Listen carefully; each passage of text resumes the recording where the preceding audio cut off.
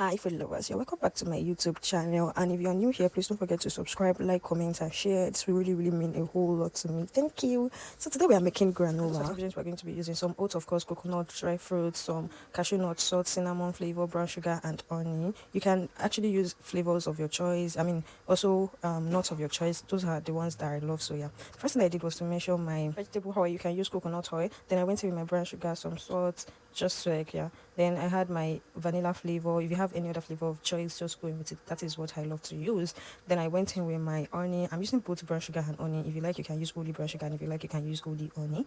So after that, the next thing I'll be adding is my cinnamon powder. Yeah, cinnamon powder. And you can also add nutmeg, but I do not use nutmeg.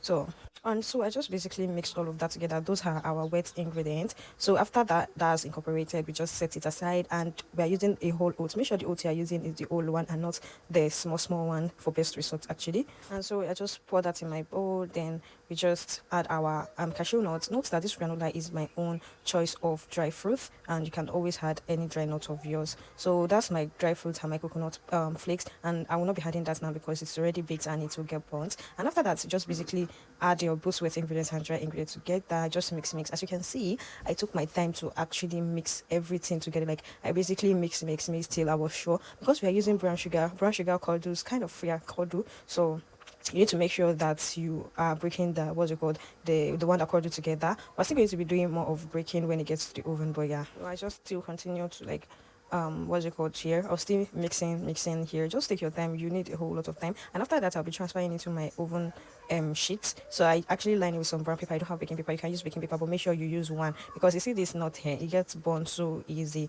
So you don't want a burnt granola, right? So, and that's it. It is set to go into the oven. I already preheated my oven in 150 degrees Celsius, and make sure it is within that range, maximum 117 degrees Celsius. To make sure that the degree is not more than that. So after that was done, I just basically start to prep my dry fruits. This dry fruit has lots of varieties. I don't really know the names, but yeah, it tasted really good. And you can actually replace this with raisins. Like, you basically should use raisins, but I choose to use this because it has dry apple, apricots and grapes. Yeah, so you can always replace this with some raisins. And if you don't like any of it, just keep it, as long as you're having it for yourself. But if you're making this for customer, you need some varieties, because people have different choice. Yeah, because honestly, if you're having this at home, I don't see any reason why you should add something you're not going to eat, because now you want chop ham last. So we are just setting our fruits and the coconut aside. The coconut is already toasted, and even if it is not toasted, coconut gets done really quick, and you don't want a burnt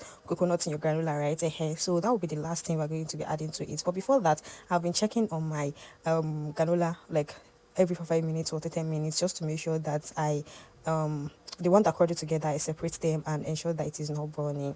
So after I had the dry fruits and the coconut, I just leave it for 5 minutes, and I just took it off the oven, and look how beautiful and great. See, this granola tasted even better than it looks, but you just look at how it looks, honestly. So you can have granola with anything, any fruit of your choice, or any thing of your choice, and you can always snack on it. I had mine with some yogurt, and if you want to know how to make yogurt, great yogurt from the start that you don't have to strain, just check my channel. I have a detailed video of that. And basically, I just portion it in different. This particular recipe gave us 750 gram of granola, and yeah, and that's basically it. What if I tell you that this granola did not last 1 week, because I was just munching on it? So you need to make sure that you store in an airtight container, or even pouches, just to make sure that you retain the air and it doesn't go soft. But this particular one is very crunchy. One thing about making granola at home is that it is 100% healthy, and you don't have to be scared of the preservative. And that's it, guys. Thanks for watching. Don't forget to like, comment, and subscribe, please. So make sure to subscribe. We'll see you on my one. Bye bye.